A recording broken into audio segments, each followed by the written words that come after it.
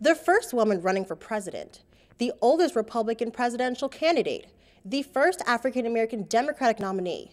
This election has seen a number of firsts. Perhaps the most recognized is Barack Obama, the first African-American elect for president. Approximately 200 students gathered here in the Student Activity Center on November 4th, hoping to be a part of history. We asked some of those same students why Barack Obama's win was extraordinary. This election was more historical because of the time in my life that I'm at, as maybe my parents would say about their elections in their college years. I feel myself most involved at this point. We're going through a really, really hard time, and it's like turned from just like America, like important to us, to like a world election where people were voting for, like, they were rooting for Obama. Like, even people in Africa were like sitting and watching like the election and make sure to see what's going on, even though it doesn't have like a huge impact on them, but it does affect them.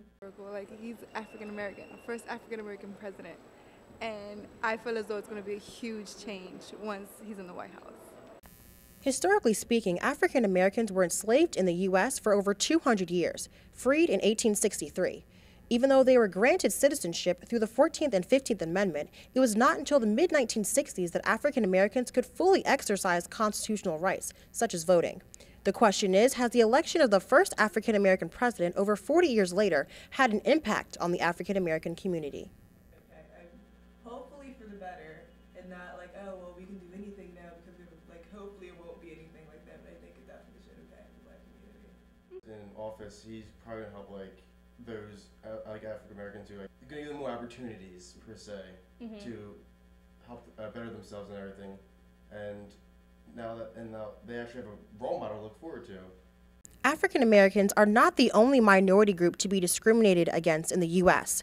Now that Barack Obama has taken a position previously held only by white males, an impact may have spread to other communities. We see minority groups that are already holding office, for example, governors, and a variety of other positions. However, the fact that it's now the commander-in-chief, it's the president of the United States, I think that really does open doors, because beyond that, what is there? That's the biggest, that's the best, and now really anything's possible.